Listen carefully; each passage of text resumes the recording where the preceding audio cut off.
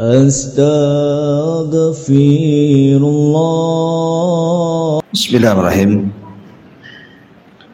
Assalamualaikum warahmatullahi wabarakatuh.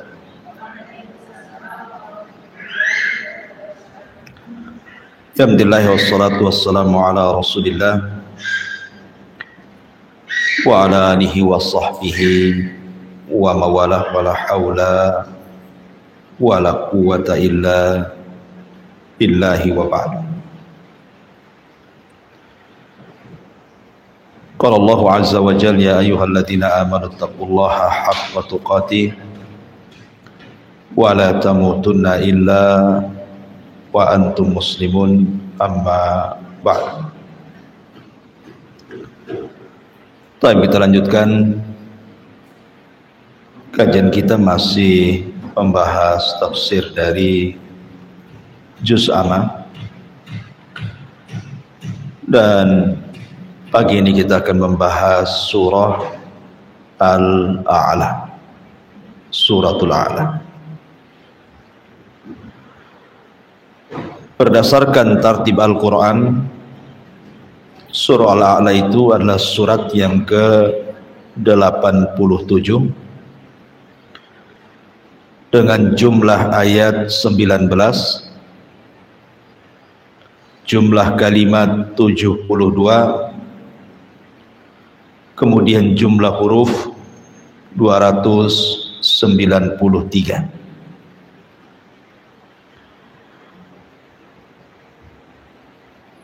Adapun di antara keistimewaannya,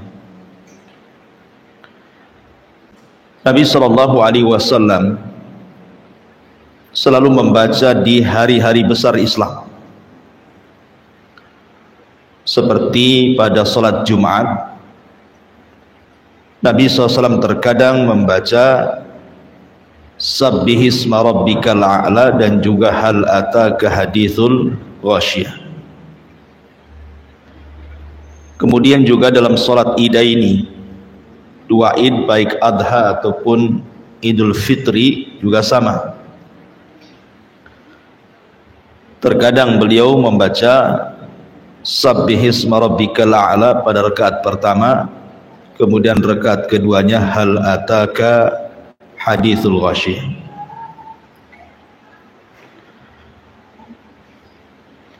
Bahkan salat yang terakhir dilakukan Nabi SAW sebelum wafatnya, salat maghrib, maka beliau membaca pada rakaat pertama Sabbihisma rabbikal a'la, dan rakaat kedua Qul ya ayyuhal kafirun. Begitu juga hadis tentang Mu'adz bin Jabal yang sering saya sampaikan, ketika dia mengimami kaumnya kemudian membaca surah Al-Baqarah, tiba-tiba salah satu makmumnya keluar karena kepanjangan, akhirnya melaksanakan sholat sendirian.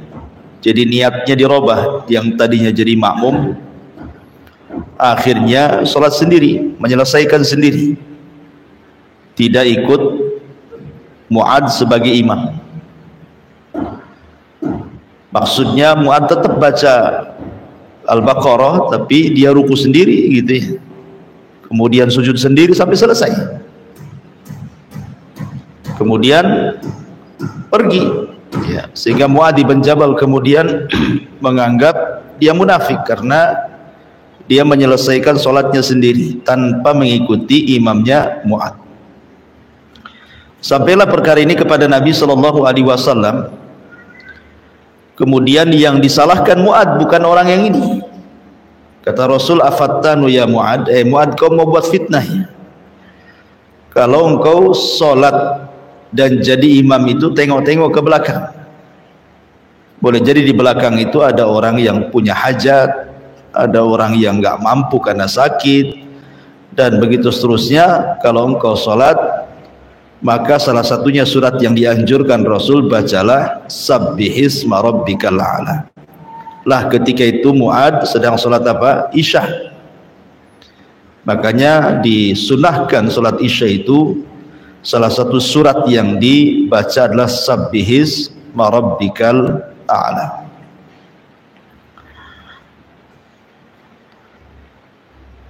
Ini diantara beberapa keutamaan daripada surah Sabbihisma rabbikal a'la. Baik. Di sini Allah Subhanahu wa taala berfirman Sabbihisma rabbikal a'la. Sucikanlah nama Rabbmu yang maha tinggi.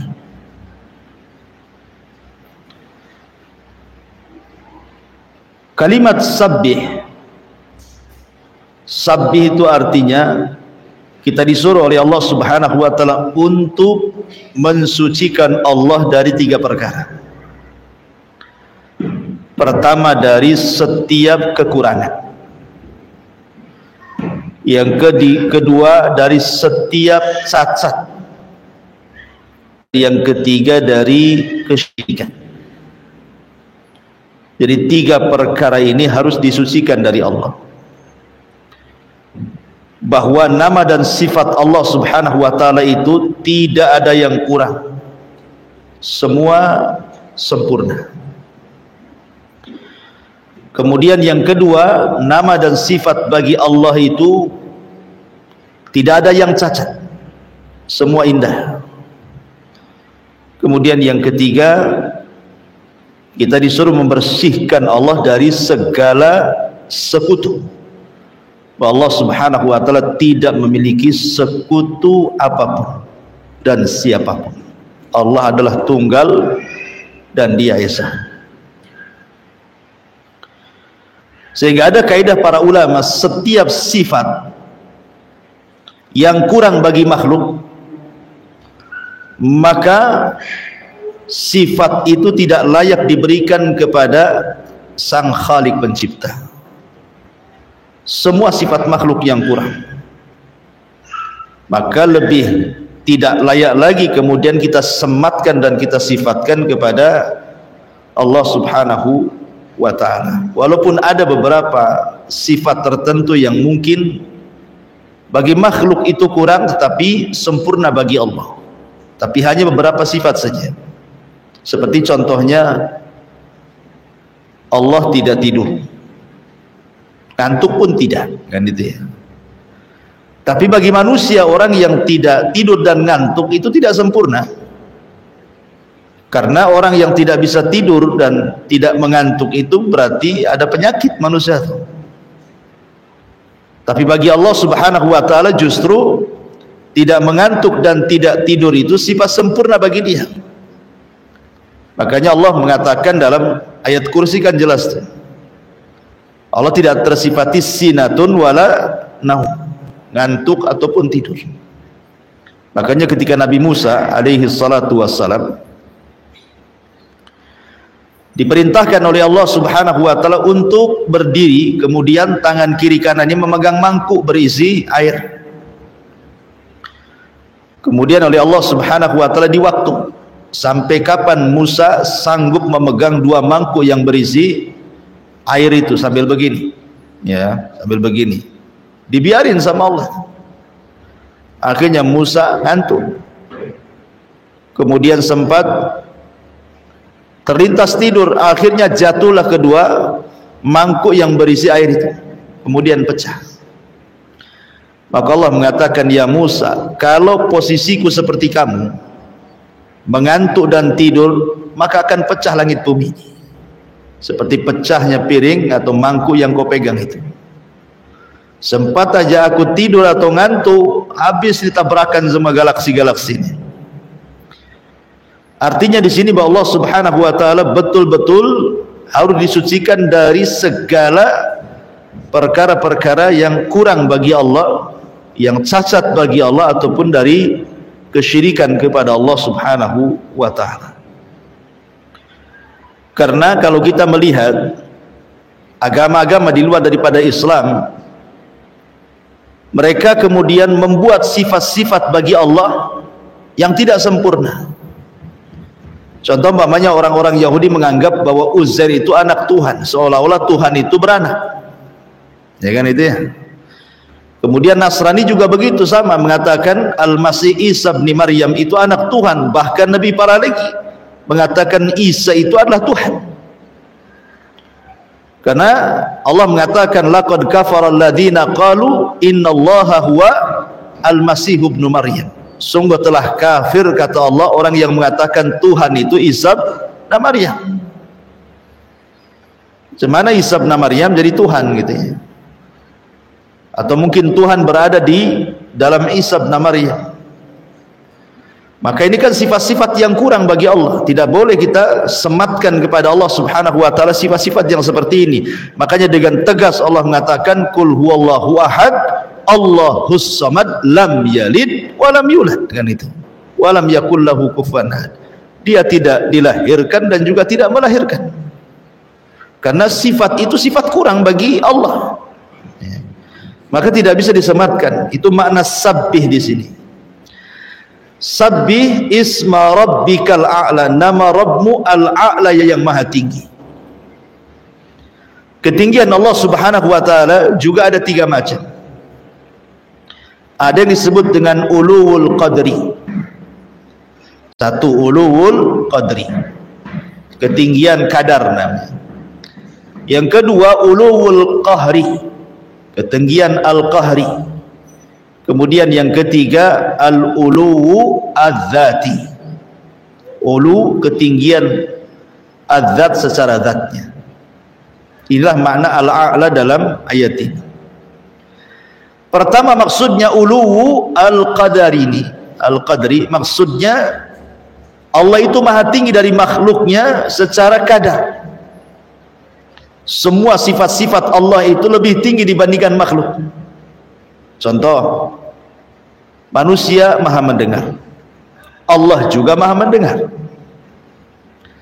Tetapi pendengaran manusia itu kan terbatas. Sampai di mana coba ibu mendengar? Pamannya di pasar Puskopkar gini kan banyak orang ngobrol kan. Kan sampai di sini juga ibu nggak dengar kan apa yang diomongkan orang di sana itu. Padahal kan dekat jaraknya itu 100 meter kan. Kita tidak bisa mendengar apa yang dibicarakan orang dari 100 meter itu. Artinya pendengaran kita terbatas dengan jarak. Ya, hanya beberapa meter aja dari telinga baru kita bisa dengar. Itu yang normal tuh pendengarannya. Kalau yang budak walaupun sebelah nggak dengar aja, ngomong hahaha saja ya, yang budak ya. Kalau yang normal aja nggak bisa kita. Orang di situ di rumah situ ngomong apa kita nggak tahu. Tetapi Allah Subhanahu wa taala maha tinggi atas makhluknya dari semua sifat-sifatnya. Allah maha mendengar. Bahkan bukan hanya yang diucapkan manusia secara lisan, yang tidak diucapkan saja dalam hati Allah bisa dengar. Allah tahu. Jadi itu kan Allah secara kadar lebih tinggi dibandingkan manusia. Allah maha melihat, Allah maha menghidupkan, mematikan, dan begitu seterusnya. Ini disebut uluwu al-qadari namanya. Kemudian yang kedua, uluwul qahri, bahwa Allah itu maha tinggi dibandingkan makhluk secara kekuasaan. Allah itu berkuasa. Allah berkuasa kepada makhluknya. Allah bisa saja sewaktu-waktu menghancurkan kaumnya, menghancurkan makhluknya sesuka dia. Seperti Allah menghancurkan kaum Ad, Allah hancurkan kaum Tsamud, Allah hancurkan kaum Sodom, Allah hancurkan kaum Nuh. Allah berkuasa. Ya. Siapa yang bisa mencegah kekuasaan Allah? Tidak ada. Itu namanya uluwu al-qahri. Kemudian yang ketiga, uluwu zat. Uluwu zat itu secara zatnya memang Allah tinggi. Allah itu berada di atas ketinggian.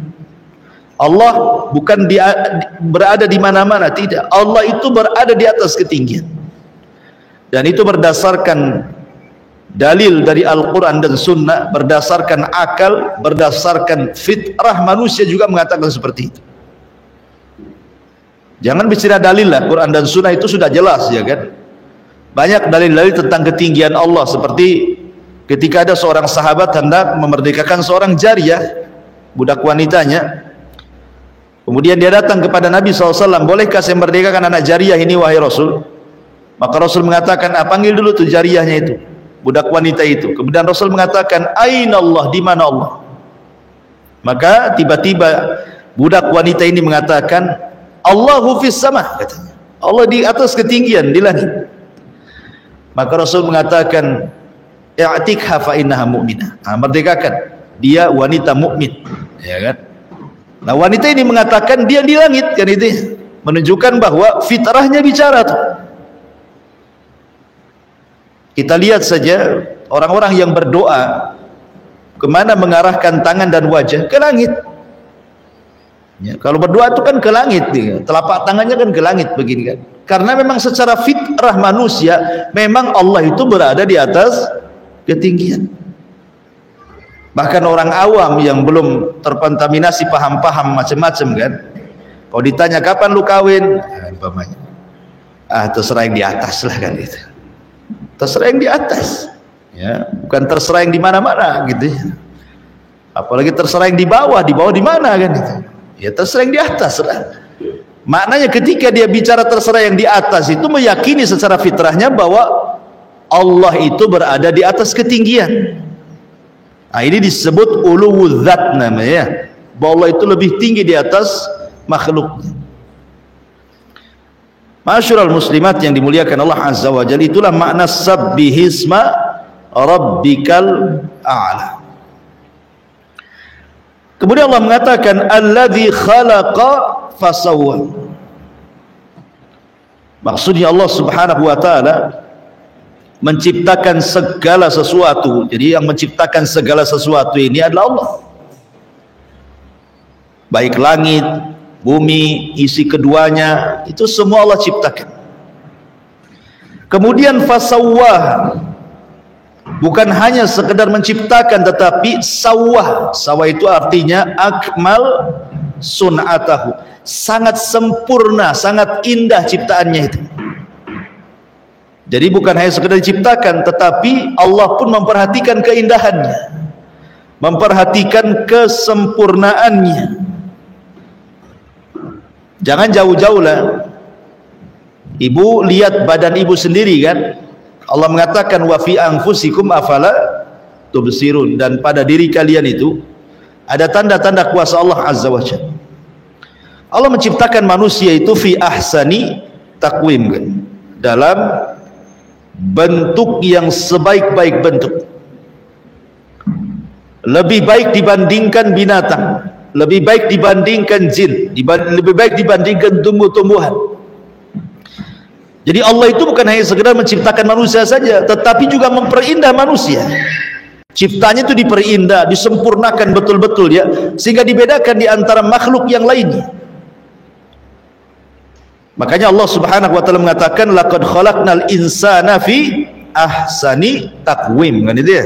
Dan sungguh kami telah ciptakan manusia itu dalam bentuk sebaik-baik bentuk. Sebaik-baik bentuk ini, bagaimana Allah Subhanahu wa taala bisa meletakkan anggota badan itu sesuai dengan hajat manusia coba. Allah letakkan kepala di atas dengan perlengkapannya, mata, telinga, hidung, lisan gitu ya, semua di kepala. Dan itu di depan gitu ya. Coba kalau seandainya di atas sini nih kepalanya ibu ngadep ke langit, gimana kalau hujan tuh? Mungkin hari-hari kebesekan gitu ya. Tetapi kan Allah luar biasa menempatkan sampai kedua tangan. Kedua tangan loh, kiri kanan kok sama panjangnya. Jari-jarinya lo sama panjangnya. Nggak ada panjang sebelah, nah semua sama. Kalau panjang sebelah berarti cacat loh orang itu. Maksudnya kita bicara tentang yang normal umumnya manusia kan. Dua telinga sama gitu ya, baik dari segi bentuk ataupun pendengaran sama itu. Yang ini dengarnya gitu juga, yang ini dengarnya gitu juga, sama juga dengarnya. Nggak yang satu umpamanya ada orang menangis, kata yang telinga sebelah enggak itu lagi tertawa katanya. Yang satu enggak lagi menangis, mana ada satu suara kemudian lain-lain dua telinga ini dengarnya. Tidak juga, tetap aja kan satu suara. Begitu sempurnanya Allah Azza wa Jalla, luar biasa. Itu maksudnya alladzi khalaqa fasawwa.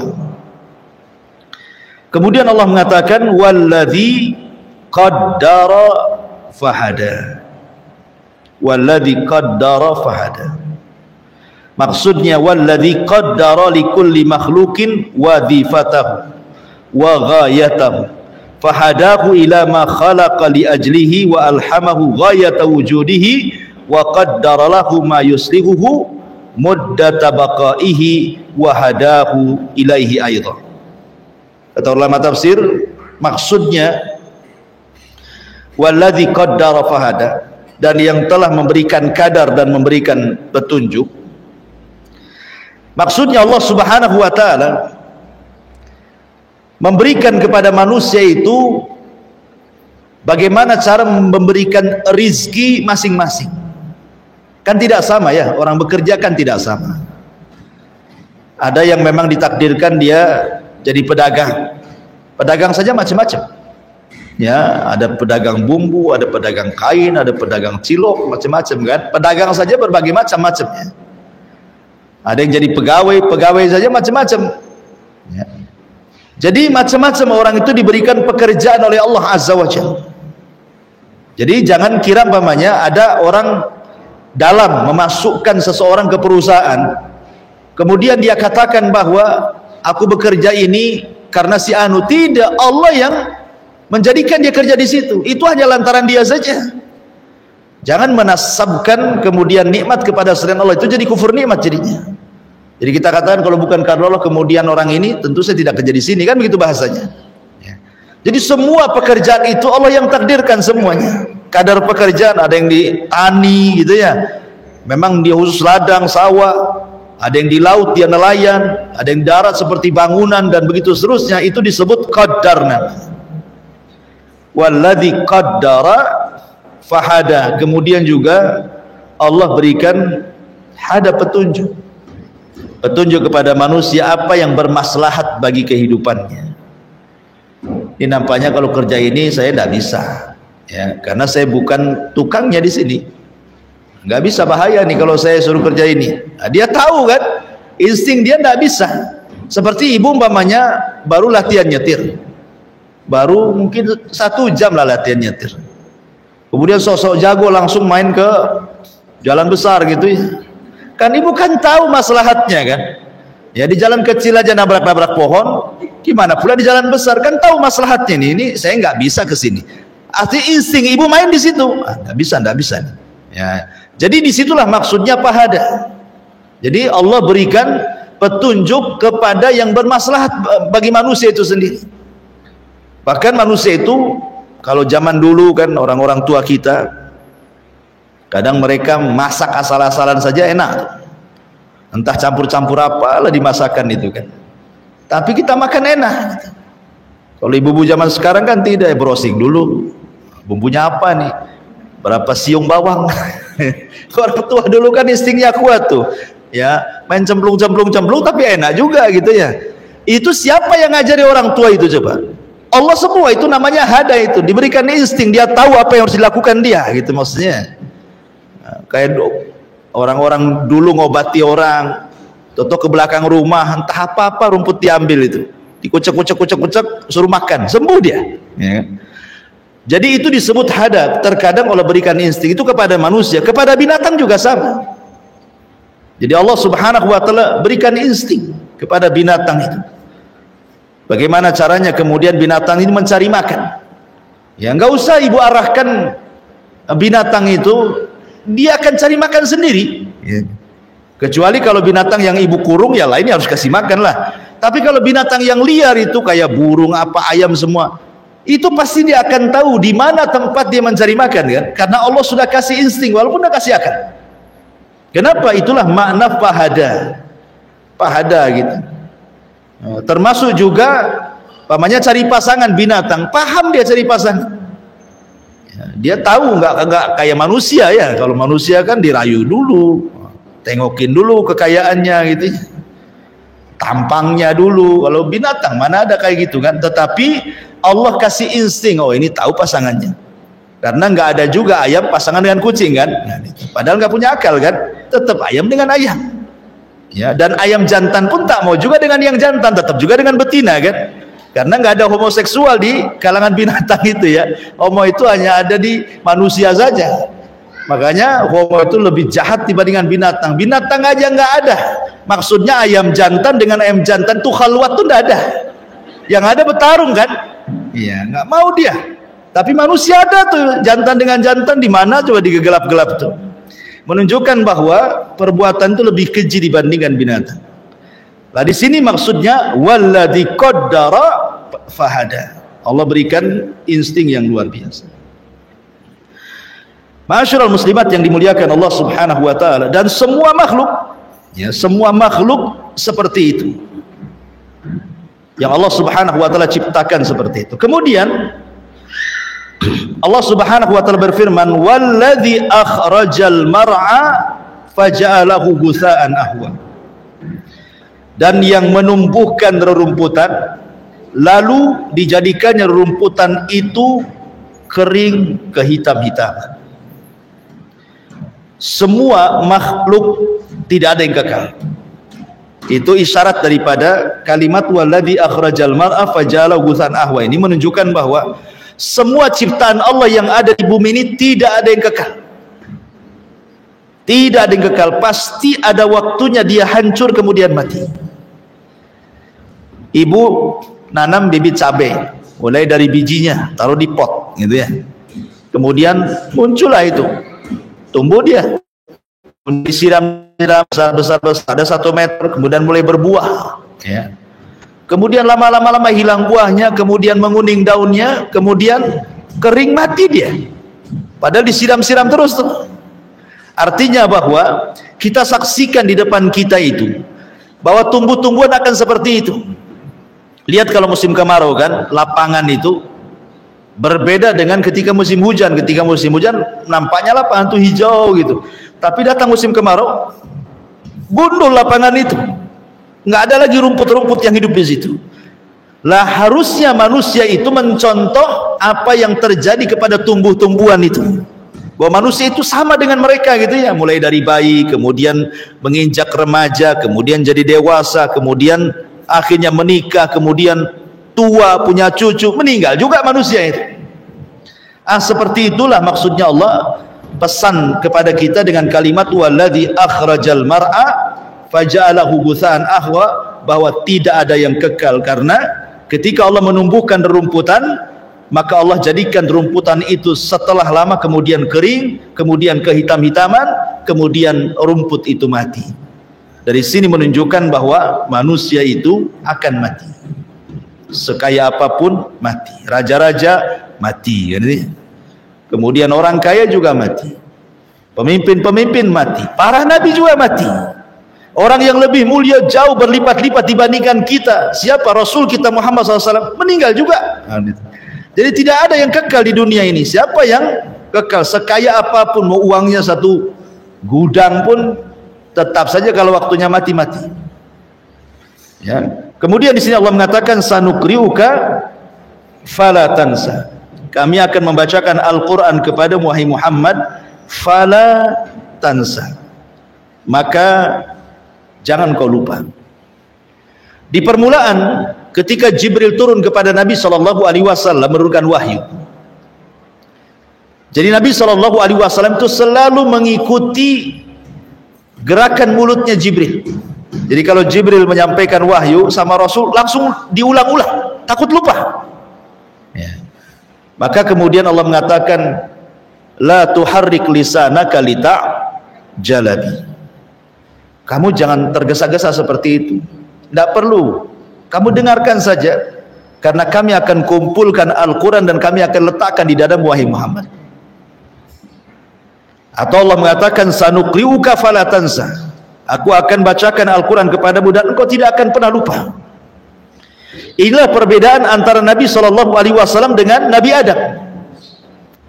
Nabi Adam SAW lupa, dia banyak lupa, dibacakan kepada Adam lupa. Tetapi Rasul SAW tidak pernah lupa. Makanya lihat Nabi Adam itu ketika diperlihatkan oleh Allah umatnya, jadi ketika diusap punggungnya itu kan keluar ruh-ruh umatnya tuh sampai kiamat. Kemudian Adam diperlihatkan satu turunannya namanya Nabi Daud. Kata Adam, itu siapa tuh? Itu Daud turunan. Ya, aku takjub dengan dia karena ada cahaya di kepalanya, di dahinya ada cahaya. Kemudian kata Adam, berapa usianya itu? Maka dikatakan kepada Adam usianya cuma 60 tahun saja. Oh, pendek sekali. Kalau begitu aku sisihkan usiaku 40 tahun untuk turunanku yang namanya Daud ini, sempurnakan menjadi 100 tahun. Adam itu diberikan usia 1000 tahun. Artinya kalau seandainya diberikan kepada Daud 40 tahun, berarti sisanya 960 tahun. Ketika usia Adam 160 tahun, datang malakul maut. Kemudian mengatakan, ya Adam, bahwa usiamu sudah habis 960 tahun. Kata Adam mengatakan, oh enggak, masih sisa 40. Kata malaikat maut, lah bukankah kau sudah kasih kepada turunanmu Daud? Kapan aku kasih ya? Enggak pernah aku kasih. Lupa Adam. Ya. Jadi kalau ibu umpamanya pinjam uang kemudian lupa tidak bayar, ya wajar, memang ibu turunan Adam gitu. Kalau lupa, cuman yang repotnya kan bukan lupa, memang sengaja dilupakan gitu. Intinya bahwa Nabi Adam itu lupa, orang yang mudah lupa. Tapi Nabi SAW mengatakan sanukri'uka fala tansa. Makanya kenapa turunan Adam disebut al-insan. Insan itu diambil dari kata nisyan. Nisyan itu artinya lupa. Tapi Nabi SAW tidak, sanukri'uka fala tansa. Karena Adam juga diajarkan oleh Allah berbagai macam pengetahuan karena nama-nama segala sesuatu. Sanukri'uka fala tansa illa masya Allah, kecuali jika Allah menghendaki. Maksudnya menghendaki itu maksudnya Allah Subhanahu wa taala hendak mengganti ayat atau memansuh dengan yang lebih baik lagi, sebagaimana Allah mengatakan manansakh min ayatin au nunsiha na'ti bi khairi minha au mithliha. Ya, tidak ada kami menghapus satupun ayat dalam Al-Qur'an, manansakh min ayatin, ataupun kami nunsiha menghapuskannya, kecuali kami datangkan yang lebih baik atau yang semakna, kecuali memang Allah berkehendak seperti itu. Pamannya ayat ini dimansuh, dihapus hukumnya, ya, maka Allah akan datangkan ayat yang lain sebagai gantinya yang jauh lebih baik hukumnya. Itu maksudnya illa masya Allah, innahu ya'lamul jahra wa ma yakhfa. Sungguh dia mengetahui yang terang dan yang tersembunyi. Allah Maha tahu yang telah, yang sedang, dan yang akan datang. Allah itu Maha tahu. Bahkan kepada sesuatu yang mustahil terjadi, kalau terjadi pun Allah Maha tahu. Seperti apa? Seperti umpamanya orang kafir yang kemudian dihidupkan kembali ke dunia. Allah Maha tahu kalau itu terjadi pasti dia kafir lagi. Makanya Allah mengatakan lauruddu la'adu limanu. Kalau seandainya mereka dikembalikan orang kafir itu ke dunia, pasti mereka buat kafir lagi. Kan menghidupkan orang yang sudah di neraka dikembalikan ke dunia kan mustahil. Tapi kalau itu terjadi Allah tahu. Buktinya Allah mengatakan lauruddu la'adu limanuhu. Kalau mereka dikembalikan ke dunia pasti kafir lagi, kan itu ya. Menunjukkan bahwa kepada sesuatu yang mustahil terjadi, kalau terjadi saja pasti tahu. Dan ini alasan yang disebutkan para ulama kenapa orang kafir itu dikekalkan di neraka. Coba, masa dosa 60 tahun kemudian masuk neraka sama sekali tidak keluar dari neraka? Bagaimana ini? Ya kan, orang kafirnya umpamanya usianya ada yang 40 tahun dia meninggal, ada yang 30 tahun dia meninggal, ada yang 60 tahun meninggal. Oke lah, sudah balik 15 tahun, berarti anggaplah 20 tahun dia hidup, meninggal. Cuman dari balik ke kekufurannya itu dianggap 5 tahun. Tapi karena dia kafir, masuk neraka dikekalkan di dalamnya. Kok bisa? Ya, maka jawabannya ini. Jawabannya sebab kalau seandainya orang kafir yang mati itu yang masuk neraka dikembalikan ke bumi, pasti dia kafir lagi. Bukannya tobat, pasti kafir lagi. Maka sebab itulah kenapa orang kafir dikekalkan gitu maksudnya.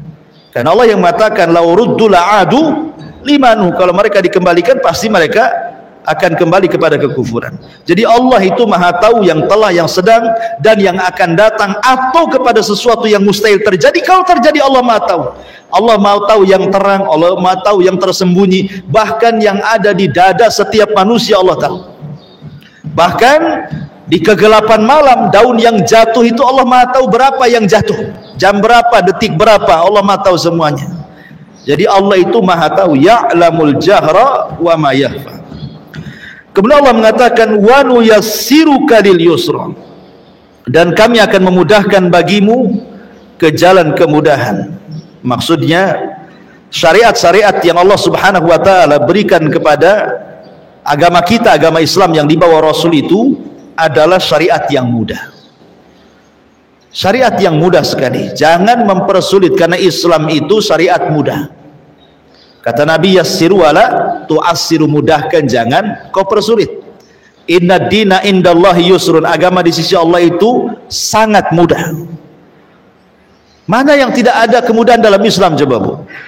Umpamanya nih, orang tidak sanggup haji, karena haji itu kan harus ada dua kemampuan. Satu, secara finansial mungkin punya harta banyak, yang kedua secara kesehatan. Tapi kalau seandainya dia tidak sanggup dua-duanya, apa kemudian tetap diwajibkan haji? Kan enggak juga. Gugur kewajiban haji bagi dia. Jangankan dua-duanya tidak sanggup, satu saja tidak sanggup, gugur. Pamannya uangnya satu gudang, uang semua, tidur dengan uang dia. Tapi dia setruk, gimana hajinya? Tak mungkin kemudian kita bawa setruk-setruk ke sana, matilah sampai di sana. Artinya walaupun punya uang, setruk, tidak bisa haji dia. Atau sehat, Masya Allah sehat, ya, tapi pengangguran, banyak hutang, gimana mau haji? Itu bayar hutangnya nggak bisa, dan tidak mungkin buat jalan kaki dari sini kan.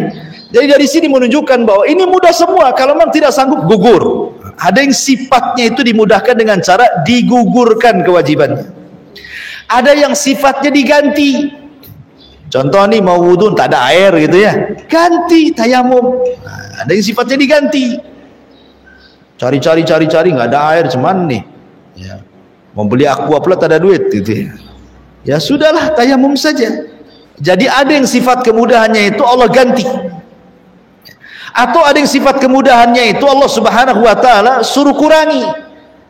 Pamannya ibu ketika safar, ya masyaqqah, banyak keberatan, ya sudahlah, Allah Subhanahu wa taala berikan keringanan, sholatnya dari 4 rakaat jadi 2 rakaat. Allah kurangi itu dari 4 jadi 2, kan enak jadinya ya.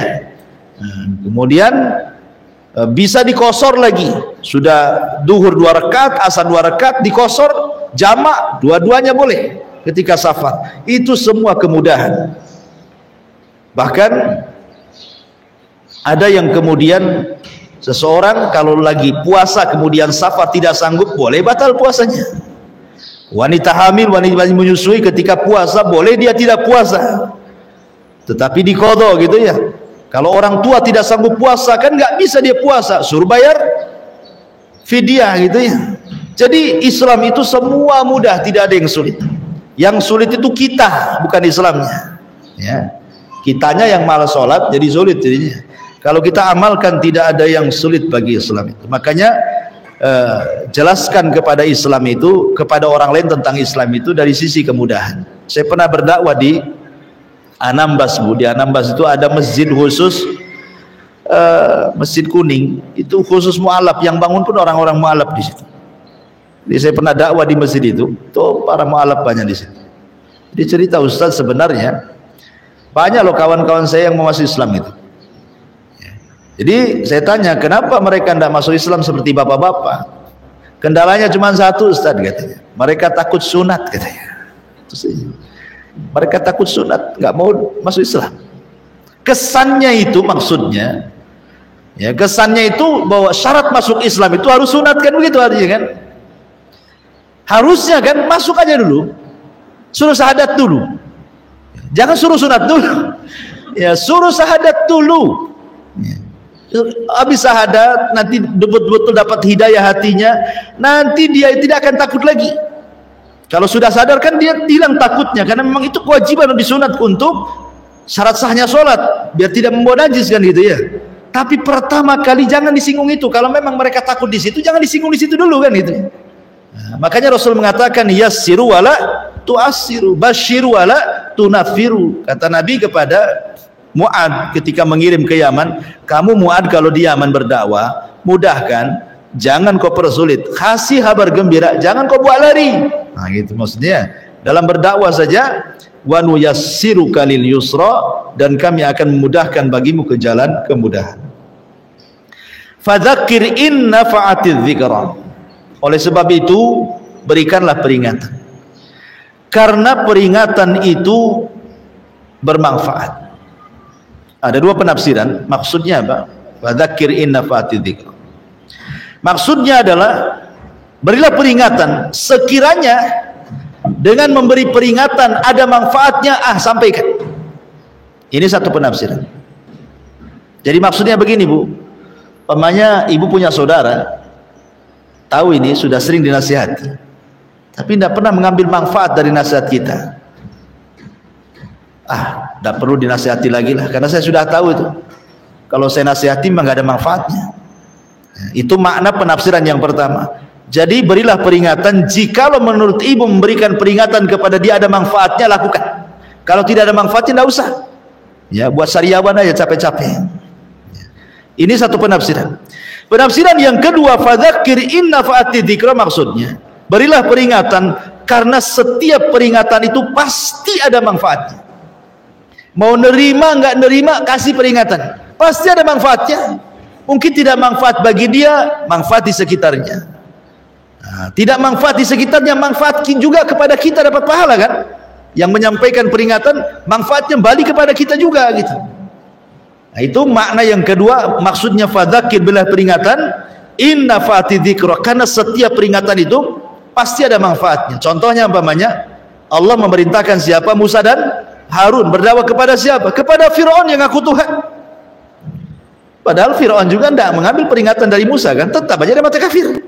Si Firaun itu ya, malah menentang Musa. Nah, jadi ada dua penafsiran. Penafsiran yang pertama saya ulang, berilah peringatan jikalau dalam memberi peringatan itu ada manfaatnya. Kalau nggak ada ya tidak usah. Ini satu penafsiran. Penafsiran yang kedua, sudah kasih aja peringatan, pasti nanti ada manfaatnya juga gitu ya. Itulah fadzakir inna fa'atiz dzikra. Dan Nabi SAW ini kan perintah kepada Nabi awalnya, fadzakir wahai Muhammad, berilah peringatan. Dan Nabi SAW adalah orang yang sangat-sangat gigih memberikan peringatan kepada umat manusia. Kita lihat bagaimana Nabi SAW berdakwah di kota Mekah itu 13 tahun kan, dengan berbagai macam rintangan dan tantangan. Kalau mungkin kita di posisi Nabi, nggak ada yang bisa kuat. Tidak ada yang kuat seperti Nabi. Jadi kalau kita ini orang-orang yang lemah imannya, diposisikan di posisi Nabi, resign jadi Nabi. Ya. Makanya Allah Subhanahu wa taala pilihkan Nabi itu tidak sembarang Nabi. Nabi yang memang betul-betul memiliki kesabaran yang luar biasa. Makanya kenapa Nabi SAW itu dimasukkan dalam level Nabi yang dikatakan ulul azmi minar rusul. Artinya kalau sudah tingkatan ulul azmi itu memang paling penyabar Nabi ini ya, ulul azmi itu kan dikenal kesabarannya. Lihat Nabi ketika berdakwah kepada penduduk Taif kemudian ditolak, dilempari kan, malaikat Jibril kan bawa tuh dua malaikat penjaga bukit Taif itu dan mengatakan, ya Muhammad, saya ini bawa dua malaikat yang jaga bukit Taif katanya, tinggal kau perintahkan sama dia, nanti dia angkat tuh bukit Taif. Mana-mana orang yang sudah menghinamu nanti akan dihempaskan dengan bukit itu. Coba Bu ya, kalau ibu di posisi Nabi yang disakiti, paling jawabannya ialah hempaskan aja lah, kurang ajar pula kan itu, sakit hati juga saya di sana. itu kalau kita kan. Tapi Nabi mengatakan jangan, tidak perlu. Kata Nabi SAW, Allahumma hdi biqaumin fa innahum la ya'lamun. Tidak perlu, ya Allah berikan hidayah saja kepada mereka. Mereka itu melakukan kekerasan kepadaku karena nggak tahu saja siapa saya. Kalau mereka tahu saya Nabi, tidak mungkinlah mereka melakukan seperti ini. Ya, kemudian Rasul mengatakan, boleh jadi kalaupun mereka hari ini kufur, anak-anak mereka ada yang beriman kepada Allah. Jadi Nabi SAW tidak melihat generasi sekarang. Sebab kalau seandainya kemudian Rasul mengatakan kepada malaikat bukit itu, timpakan saja mati semuanya, nggak ada turunannya. Tapi dengan Nabi SAW mendoakan mereka, boleh jadi bapaknya nggak ada yang beriman, tapi saya berharap anak-anaknya ada yang menyembah Allah. Jadi Nabi melihat panjang ke depan gitu ya, panjang ke depan. Ya, makanya orang-orang tua zaman sekarang kan lihat seperti itu juga kan. Ada yang mungkin orang tuanya garong, itu maling, ya jahat, tapi kan dia berpikir janganlah anak saya seperti diri saya kan itu. Tetap saja dia disekolahkan, disuruh ngaji. Ibunya, padahal ibunya masih pakai rok mini, ngantar anaknya ke pengajian Hidayah kan, nggak boleh jadi. Nah, yang seperti itu enggak apa-apa, biarin aja. Nanti anaknya didoktrin tuh, nanti anaknya dakwah ibunya kan. Kalau kita tidak bisa secara langsung, secara lisan, anaknya aja kita jadikan alat nih. Ya, doktrin anaknya. Jangan pula anaknya diarahkan, bilang ya sama ibumu, bukan begitu. Nanti nggak mau lagi ngaji di sini kan itu. Artinya didoktrin saja bahwa itu tidak boleh, aurat, menampakkan aurat itu haram dan begitu. Nanti kan dia akan ngomong sama ibu. Nah, terkadang kan dapat tersampaikan hidayah kepada orang lain itu tidak mesti kita langsung kan, bisa lewat orang lain. Itu maksudnya fadzakir in nafa'ati dzikr. Sayadzakkaru man yakhsha. Orang-orang yang takut kepada Allah akan mendapatkan pelajaran. Wa yatajannabuhal ashqa, dan orang-orang yang celaka, orang kafir akan menjauhi pelajaran. Alladzi yaslan naral kubra, orang-orang yang memasuki api yang sangat besar, neraka. Tsumma la yamutu fiha wa la yahya, selanjutnya dia tidak akan mati dan tidak pula hidup. Di sini Allah mengatakan sayadzakkaru man yakhsha. Orang-orang yang takut kepada Allah pasti akan mengambil pelajaran dari peringatan, itu maksudnya ya. Lah karena orang-orang yang takut, yang khusyuk kepada Allah itu mudah mendapatkan hidayah, makanya kenapa Allah Subhanahu wa taala berikan hadiah kepada orang-orang yang takut kepada Allah dengan 2 sorga. Allah mengatakan waliman khafa maqama rabbih jannatan, dan bagi orang yang takut kepada Allah Azza wa Jalla maka sudah disediakan 2 istana bagi dia di surga. Kemudian wa yatajannabuhal ashqa, dan orang-orang yang celaka, orang kafir pasti akan menjauhi peringatan. Dari 2 ayat ini kita tahu bahwa tidak semua orang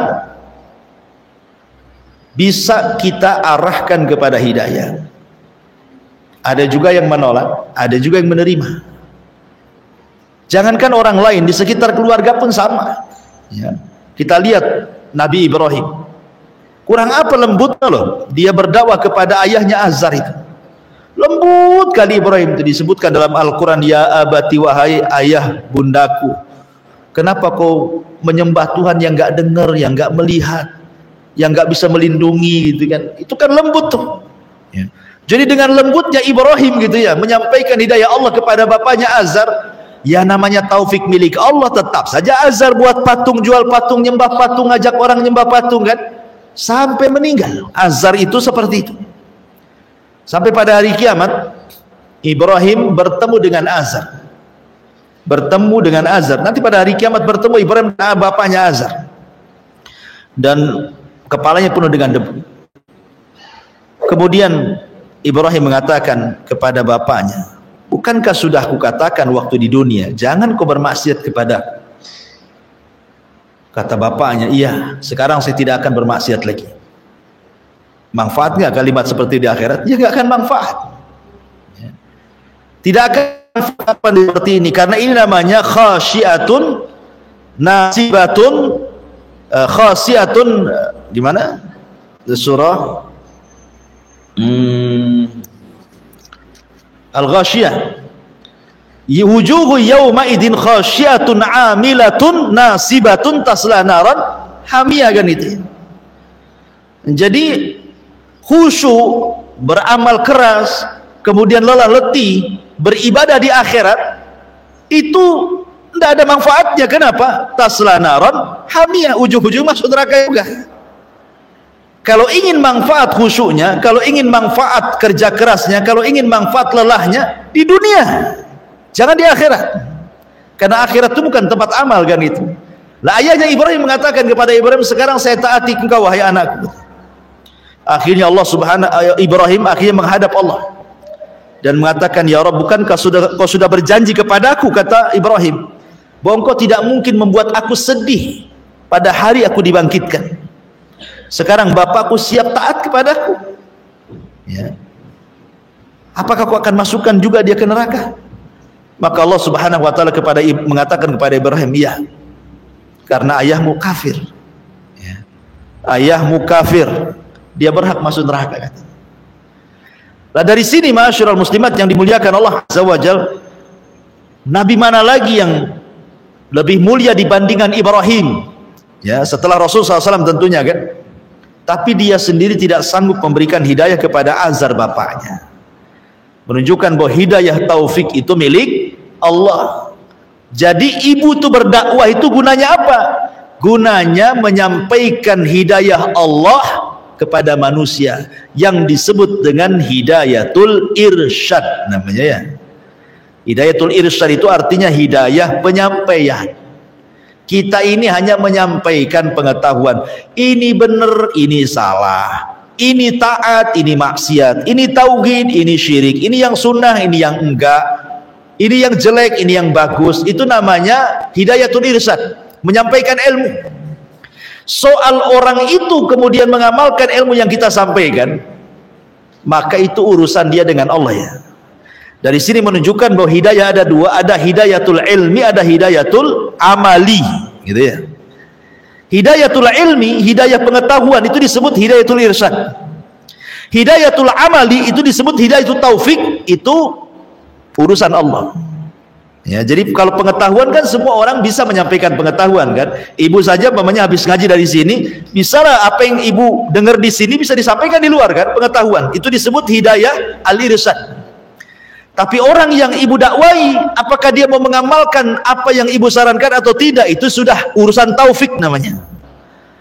Urusan taufik berarti urusan Allah, kesadaran itu urusan Allah. Makanya di sini Allah Subhanahu wa taala membagi, ada orang yang takut kepada Allah, dia terimalah peringatan itu. Tapi ada orang yang celaka, dia tolak pula peringatan itu. Begitulah liku-liku orang dakwah. Nabi Nuh istrinya pula yang kufur, Nabi Lut istrinya juga yang kufur, Nuh ditambah lagi anaknya Kan'an kufur. Kemudian siapa lagi? Nabi Muhammad SAW, paman-pamannya, coba dari 4 paman yang masih hidup sampai kenabian, 2 kafir, ya. Siapa? Abu Lahab dan Abu Talib. Kalau Abu Talib masih mending lah, walaupun kafir tapi tidak memusuhi Nabi. Tapi Abu Lahab itu jelas-jelas musuhi Nabi, bahkan yang pertama kali musuhi Nabi lagi. Kurang apa akhlaknya Nabi? Akhlaknya Nabi itu mukjizat. Saya contohkan akhlaknya Nabi mukjizat tuh. Rasul itu senantiasa senyum, itu kan mukjizat, Bu. Rasul itu bermuka masam sekali seumur hidupnya. Kalau bukan mukjizat apa namanya, coba? Ibu setahun senyum terus? Enggak, mana ada, ya. Kurang belanja aja merenggut, itu kan. Kena semprot suami dah enggak senyum lagi, kan.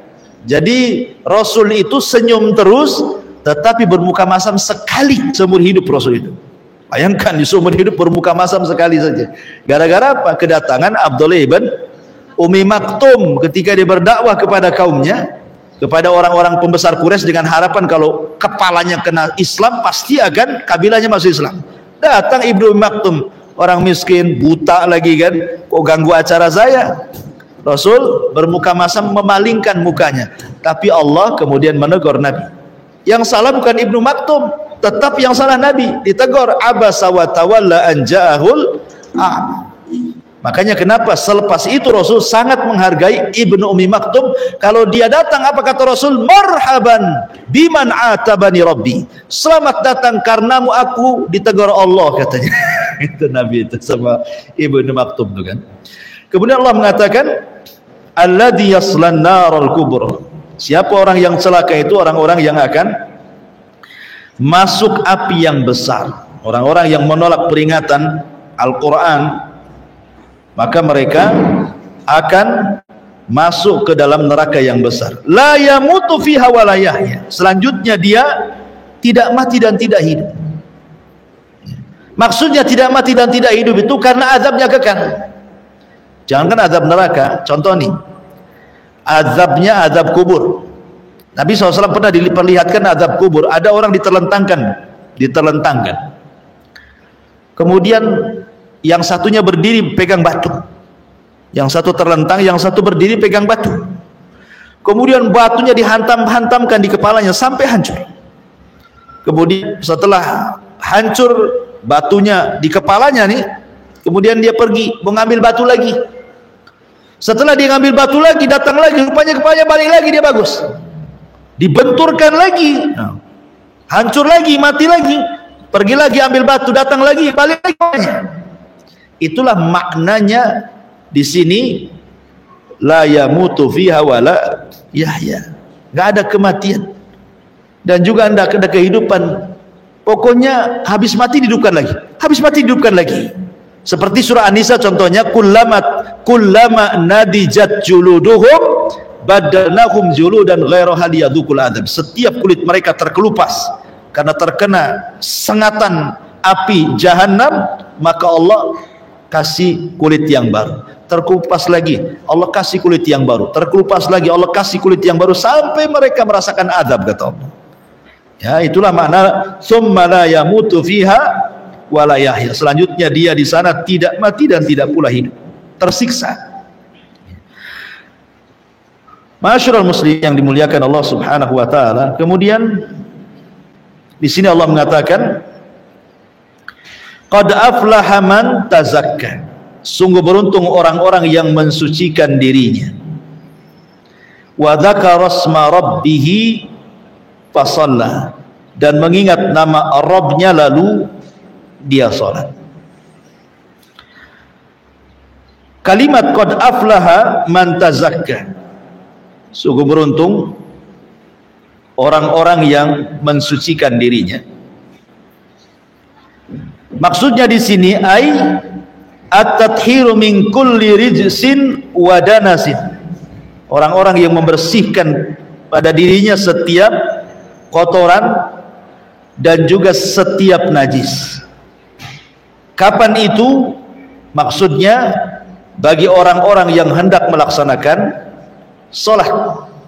Jadi suruh untuk membersihkan jiwa dan juga kotoran, karena orang yang sholat itu kan harus wudu.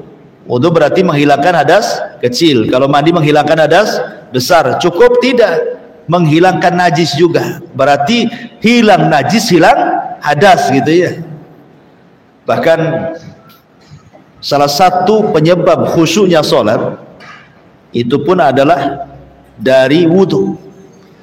Orang yang bisa menghadirkan niat ketika wudu, maka dia bisa menghadirkan niat ketika sholat.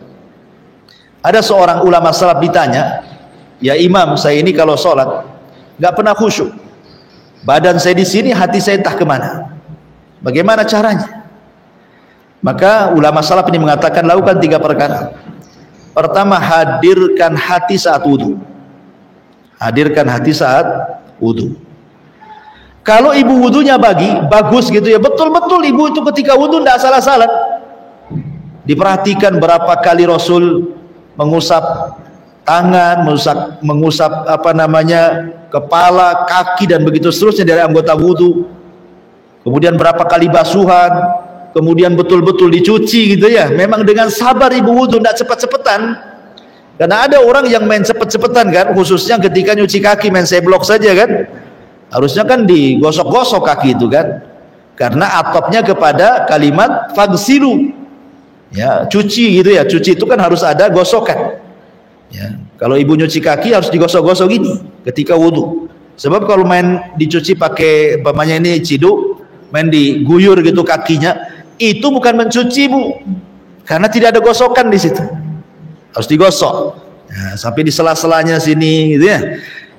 Jadi orang yang bisa menghadirkan saat wudu, maksudnya hatinya sehingga betul-betul dia wudunya seperti wudu Nabi, sabar dia berwudu. Maka kalau dia bisa sabar ketika wudu dan bisa menghadirkan hati di situ, maka dia akan bisa sabar dan bisa menghadirkan hati saat sholat. Kenapa? Karena ketika wudu saja kesalahan ibu itu sudah rontok di situ. Kan setiap tetesan air wudhu kan menghilangkan kesalahan tuh. Jadi belum masuk sholat baru wudhu aja udah rontok kesalahan dia. Sehingga ketika masuk sholat, minimal kesalahannya sebagian besar sudah hilang. Masuk sholat makin khusyuk dia. Ini satu. Yang kedua, hadirkan dalam sholat itu seolah-olah kita berdialog dengan Allah, seolah-olah menghadap Allah, seolah-olah melihat Allah. Ini yang sebagaimana Allah mengatakan dalam Al-Quran, wa innaha lakabiratun illa alal khashiin alladzina yadhunnuna annahum mulaku rabbihim. Sesungguhnya sholat itu sangat berat kecuali bagi orang-orang yang khusyuk. Siapa orang yang khusyuk itu? Orang-orang yang yakin bahwa dia sedang berjumpa dengan Allah. Berarti yang kedua, tanamkan hati dalam sholat seolah-olah kita sedang berjumpa dengan Allah. Nah, itu ya. Kemudian yang ketiga, ayat selanjutnya, wa innakum ilaihi raji'un, dan bahwa engkau akan kembali kepada Allah seolah-olah ini sholat terakhir besok mati. Nah gitu ya. Kira-kira Bu, kalau seandainya ibu kata dokter besok mati, jangan ibu lah, nanti ya pula orang lain, ya kan. Pokoknya ada diponis seperti itu, pasti bukan satu hari itu akan ibadah tuh, supaya kalau besok mati betul-betul husnul khotimah, kan begitu ya. Nah, jadi tanamkan seolah-olah ini sholat terakhir saya. Maka kata ulama salaf ini, kalau tiga perkara tertanam pada orang, pasti dia khusus sholatnya. Dan itulah qad aflaha man tazakka, sungguh beruntung orang-orang yang tazakka, membersihkan, maksudnya dari hadas kecil, hadas besar, karena dia hendak berzikir kepada dan sholat. Ini satu penafsiran. Penafsiran yang kedua, maksudnya tazakka di sini artinya zakat. Artinya zakat, sedekah. Ya, karena Allah mengatakan khudh min amwalihim shadaqatan tutahhiruhum wa tuzakkihim biha. Ambillah dari harta orang-orang kaya itu untuk disedekahkan supaya membersihkan hati dan juga membersihkan harta mereka. Jadi tazakka di sini artinya sedekah ataupun zakat, untuk dalam rangka membersihkan jiwa dari kebakilan dan membersihkan harta dari keharaman. Wa dzakara asma rabbih, dan dia pun mengingat Allah, fa shalla, kemudian salat. Dari tiga kalimat ini ada juga yang memaknai begini. Kalau ibu ingin khusus salat, maka yang pertama sebelum sholat ibu sedekah. Karena di sini kan runtunannya qad aflaha man tazakka, sungguh beruntung orang yang sedekah, yang zakat.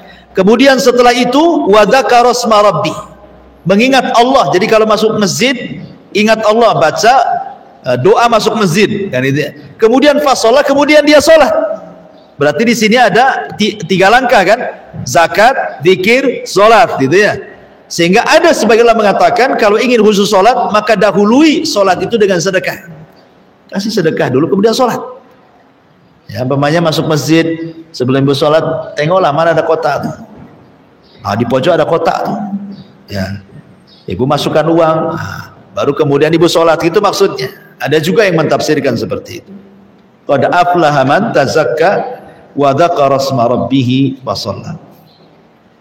Kemudian Allah mengatakan bal tu'thirunal hayatad dunya wal akhiratu khairun wa abqa. Bahkan mereka lebih mendahulukan kehidupan dunia, padahal akhirat jauh lebih baik dan jauh lebih kekal. Disinilah kita diajari satu sifat yang mulia yang disebut dengan az-zuhd wal wara. Zuhud dan wara, gitu ya. Zuhud itu ada yang mengatakan meninggalkan sesuatu yang tidak bermanfaat untuk akhirat. Kalau wara, meninggalkan sesuatu yang memadaratkan untuk akhirat. Itu bedanya zuhud dengan wara. Saya ulangi, kata Ibnu Taimiyah, zuhud itu meninggalkan sesuatu yang tidak bermanfaat untuk akhiratnya. Kalau wara, meninggalkan sesuatu yang memadaratkan bagi akhiratnya. Berarti wara lebih dalam lagi dibandingkan zuhud, karena meninggalkan sesuatu yang memadaratkan bagi dia untuk akhiratnya. Nah, kalau zuhud kata Ibnu Taimiyah meninggalkan sesuatu yang tidak ada manfaatnya. Inilah yang disabdakan Rasul, da'ma yaribuka ila mala yaribuka, tinggalkan yang tidak manfaat, ambil yang manfaat. Tetapi dari sekian definisi zuhud, saya suka dengan definisi Al-Imam Hasan Al-Basri rahimahullah ta'ala, seorang tabi'in, ketika ditanya apa itu zuhud wa imam, zuhud itu artinya engkau meletakkan harta di tangan dan tidak meletakkan harta di hati. Engkau meletakkan harta di tangan dan engkau tidak meletakkan harta di hati. Jadi dunia itu cukup dalam genggaman saja, sehingga kalau seandainya datang tidak terlalu senang, kalau pergi tidak terlalu sedih. Namanya di tangan. Ya, itu maksudnya ya. Jadi kalau seandainya kita dapat harta, ya tidak terlalu senang, pergi pun tidak terlalu sedih. Kenapa? Hanya harta itu hanya pindah-pindah tangan saja, bro. Ya, itu kan milik Allah. Kalau Allah mau, Allah berikan kepada kita. Kalau Allah mau, Allah ambil, terserah dia lah, kan itu ya. Nah, jadi kalau kita meletakkan harta di tangan dan tidak di hati, insya Allah hidupnya tenang. Kalaupun harta pergi tidak sedih, harta datang tidak terlampau gembira. Coba ibu tanamkan kemudian harta itu di hati. Ibu taruh dompet di hati, walaupun hanya isi 100.000, hilang tuh kayak kiamat besar, bu. Ya. Kenapa? Karena hati ini kan memikirkan sesuatu, kan, terpikir, terasa gitu ya, sesak dadanya akhirnya. Tapi kalau hatinya kemudian tidak ada urusan dengan dunia, ya hanya di tangan saja hartanya, gitu kan. Hati ini hanya milik Allah, nggak boleh, hati ini nggak boleh ada dunia dalamnya. Hati ini hanya khusus untuk Allah saja. Kalau ibu mampu melakukan seperti itu, maka sebesar apapun dunia yang sampai kepada ibu, ibu tidak akan bangga. Dan sebesar apapun dunia hilang dari ibu, ibu tidak akan sedih. Nah, itulah kenapa kita perlu zuhud di sini. Zuhud itu untuk memberikan ketenangan. Dan zuhud itu jangan diartikan, karena ada orang yang mengambil hadis, contohnya ketika Nabi SAW tersebar isu dia menceraikan istri-istrinya, kemudian dia tinggal di sebelah kandang kuda, ada ruangan gitu ya, Rasul tidur di situ. Umar bin Khattab datang, kemudian ingin memastikan betul nggak Hafsah diceraikan. Kemudian dia datang kepada Nabi untuk minta izin, mau menanyakan. Ketika melihat Rasul, menangis Umar. Kenapa? Dia tidur di tikar pelepah kurma.